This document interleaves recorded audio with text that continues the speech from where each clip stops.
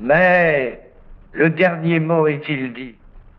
L'espérance doit-elle disparaître? La défaite est-elle définitive? Non. Charles de Gaulle est un quasi-inconnu pour les gens qui reçoivent son appel lors du 18 juin 1940. Il s'adresse aux Français, tandis que lui vient de traverser la Manche suite à l'annonce d'un armistice par le maréchal Pétain. La paix, à ces conditions, Charles de Gaulle n'en veut pas, et depuis le studio 4B de la BBC, la radio de Londres, il lance un appel à poursuivre le combat, à résister.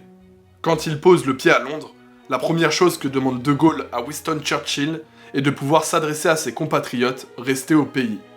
Le Premier ministre britannique est immédiatement séduit par notre Français. Mais malgré l'autorisation de Churchill, la mise en place de l'appel du 18 juin 1940 fut en réalité bien plus chaotique qu'on pourrait le croire. Loin de chez lui, Charles de Gaulle compte peu d'alliés et va devoir s'imposer dans des temps extrêmement difficiles afin d'organiser la résistance française. Charles de Gaulle s'installe dans le studio de la BBC. De l'autre côté de la vitre, un employé de la radio demande qui est la personne qui souhaite faire un test de voix. Le général se contente de répondre « La France ». Il s'assoit à la table à laquelle est fixé le micro et où se tient également le présentateur français, Maurice Thierry. Ce dernier se lève tant il est impressionné par ce grand personnage. Rappelons que Charles de Gaulle mesurait presque 2 mètres. Le général enlève son képi, ses gants, tandis que son collègue français lit un court texte de présentation. Et ça y est, Charles de Gaulle enregistre l'appel qui le fait rentrer dans l'histoire. La décision n'a été prise que la veille, lors d'un entretien avec Churchill, très enthousiaste comme je l'ai dit. Mais leur première rencontre date en vérité du dimanche 9 juin, lorsque de Gaulle, alors sous-secrétaire d'État à la guerre, vient demander au Premier ministre anglais l'envoi de forces aériennes pour éviter la catastrophe. Mais Churchill ne peut accéder à sa demande, car il doit garder ses forces pour protéger l'Angleterre. Malgré ce refus, le général de Gaulle fait forte impression ce jour-là, comme en témoignent les mots de l'ambassadeur anglais Oliver Harvey, qui le décrit comme le seul militaire calme et intelligent qui reste. Les deux hommes partagent le même désir de combattre. Grâce à de Gaulle, Churchill sait qu'il reste encore chez de nombreux Français la volonté de résister à l'Allemagne nazie. De son côté, le général est impressionné par l'homme d'État britannique. Il écrira à son propos « L'impression que j'en ressentis m'a fermi dans ma conviction que la Grande-Bretagne, conduite par un pareil lutteur, ne fléchirait certainement pas. Monsieur Churchill me parut être de plein pied avec la tâche la plus rude, pourvu qu'elle fût aussi grandiose. Bref, je le trouvais bien assis à sa place de guide et de chef. » Après ce premier entretien, de Gaulle multiplie les déplacements pour sauver ce qui peut encore l'être. Mais quand il apprend la nomination du maréchal Pétain, qu'il connaît bien, il sait que très bientôt, il faudra cesser le combat. Dès lors, son choix est fait. Il partira pour l'Angleterre afin de continuer à se battre auprès des Britanniques. C'est une discussion avec Georges Mandel, le ministre de l'Intérieur, qui finira par le convaincre. Dans la nuit du 14 au 15 juin, celui-ci lui adresse les mots suivants. « Nous ne sommes qu'au début de la guerre mondiale. Vous aurez de grands devoirs à accomplir, général. Mais avec l'avantage d'être, au milieu de nous tous, un homme intact. Ne pensez qu'à ce qui doit être fait pour la France, et songez que, le cas échéant, votre fonction actuelle pourra vous faciliter les choses. » De magnifiques encouragements qui décideront le général à s'envoler pour l'Angleterre le 17 juin. Mais au même moment, Georges Mandel est arrêté. Il sera finalement abattu en 1944 de 16 balles dans le dos sur l'ordre des Allemands. Lorsqu'il arrive en Angleterre, de Gaulle reste méfiant. Les Anglais ne sont-ils pas les pires ennemis des Français ? Sa culture historique et l'état désastreux de son pays lui rendent insupportable l'idée de mendier de l'aide aux Britanniques. Mais le général prend sur lui, et pour la France, il n'hésite pas une seconde.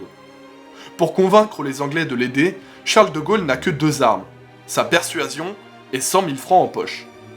Winston Churchill propose aux Français de s'exprimer sur les ondes de la BBC. Qui sait ?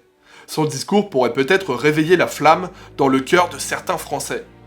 Et quiconque souhaite s'opposer à l'Allemagne nazie sera le bienvenu.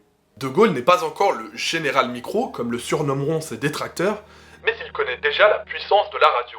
Dès les années 1930, il annonçait le rôle essentiel des télécommunications dans l'art de la guerre. Le 18 juin, au matin, Charles de Gaulle écrit son texte. Levé à 8 heures, il passe sa journée à rédiger l'appel qu'il prononcera le soir même. Il rature, il recommence, il s'interrompt de temps en temps pour fumer une cigarette ou pour échanger avec Geoffroy de Courcelles, lieutenant français mobilisé à Beyrouth au début de la guerre, est devenu l'aide de camp du général. Le texte, une fois finalisé, sera retranscrit à la machine à écrire par Élisabeth de Miribel, une amie de Geoffroy de Courcelles. Bien plus tard, lorsqu'elle raconta cet événement, elle se souvint du général de Gaulle comme d'un homme très courtois, lui offrant le thé et d'un calme rassurant. La laissant taper son appel à la machine, Charles de Gaulle partit déjeuner avec le général britannique Spears et Duff Cooper, le ministre de l'Information. Ce moment sera pénible car les trois ont appris en fin de matinée que le cabinet de guerre anglais avait refusé que le français fasse son appel à la radio. Pourquoi ? Car les Anglais espéraient toujours que le gouvernement français respecte les traités liés avec l'Angleterre et qu'il continue la guerre contre l'Allemagne. Le général étant devenu un renégat aux yeux des dirigeants français, il était risqué de le laisser s'exprimer sur la BBC. Et on peut les comprendre. De Gaulle n'était encore qu'un inconnu, sans aucune autorité pour parler. Il n'était plus ministre, et n'était donc qu'un simple officier de l'armée française. Les Anglais n'avaient pas de raison de douter de la légitimité du maréchal Pétain, et quand bien même il avait demandé aux Allemands les conditions de paix et d'armistice, il était pour le moment toujours engagé dans le conflit, aux côtés des Britanniques. On voulait attendre de voir comment se dérouleraient les négociations entre la France et l'Allemagne avant de pouvoir laisser le général faire son discours. Lors de leur déjeuner, De Gaulle, Spears et Cooper se mettent d'accord pour tenter de convaincre Churchill, acquis à leur cause, d'intervenir auprès du cabinet de guerre. Heureusement, le Premier ministre parvient à faire changer d'avis les membres du cabinet, et Charles de Gaulle est finalement autorisé à lancer son appel. Le général niera toute sa vie avoir fait lire à quelqu'un d'autre son texte. On sait en vérité que les autorités britanniques ont reçu le texte et qu'ils souhaitent même le modifier, car ils le trouvent trop sévère envers Pétain.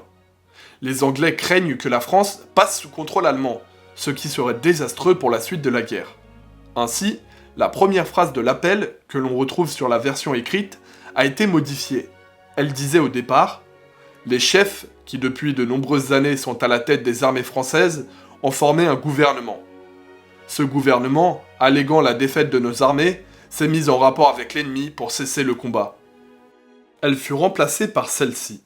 Le gouvernement français a demandé à l'ennemi à quelles conditions honorables un cessez-le-feu était possible. Il a déclaré que si ces conditions étaient contraires à l'honneur, la dignité et l'indépendance de la France, la lutte devait continuer. Selon les historiens, d'autres parties du texte auraient été retouchées avant sa diffusion. Pendant ce temps, Élisabeth de Miribel s'applique à recopier le texte, bourré de ratures et difficilement lisible. Pour gagner du temps, Geoffroy de Courcelles lui dicte certains passages. À 18h, elle termine son travail. Un taxi vient chercher Charles de Gaulle pour l'emmener à la BBC. En chemin, il dépose Élisabeth devant chez elle. En ce 18 juin, la France libre ne se composait que de 3 personnes. Un général exilé, un lieutenant qui, 2 semaines avant, apprenait la déroute française depuis le Liban, et une jeune secrétaire de 24 ans. Les 2 Français arrivent donc dans les studios de la BBC. On les installe dans un petit salon où ils peuvent écouter l'émission en cours, diffusée par des haut-parleurs. L'ambiance est lourde. Depuis la veille, tous les médias anglais parlent de la reddition de la France. Charles de Gaulle entre dans la cabine et s'assoit près du micro. Geoffroy de Courcelles, qui écoute l'appel, déclarera plus tard. « Il est difficile de décrire l'émotion que j'éprouvais en écoutant cet appel, dont je sentais bien qu'il était le début d'une grande entreprise. » L'appel du général de Gaulle sera diffusé vers 22h. Il se termine ainsi. Moi, général de Gaulle, actuellement à Londres, j'invite les officiers et les soldats français qui se trouvent en territoire britannique ou qui viendraient à s'y trouver avec leurs armes ou sans leurs armes. J'invite les ingénieurs et les ouvriers spécialisés des industries d'armement qui se trouvent en territoire britannique ou qui viendraient à s'y trouver à se mettre en rapport avec moi. Quoi qu'il arrive, la flamme de la résistance française ne doit pas s'éteindre et ne s'éteindra pas. Les auditeurs sont peu nombreux, mais peu importe. Le message a été entendu par quelques Français, braves et désireux de continuer le combat. Dès le lendemain de l'appel, les premiers volontaires se présenteront. Geoffroy de Courcelles témoignera. Je me rappelle avoir ouvert moi-même la porte, le 19 juin, au premier d'entre eux. C'était un mécanicien qui venait de s'engager dans l'aviation. J'ai ouvert devant lui un modeste registre où j'ai inscrit son nom et son adresse. Je sais seulement qu'il fut le premier d'une longue liste.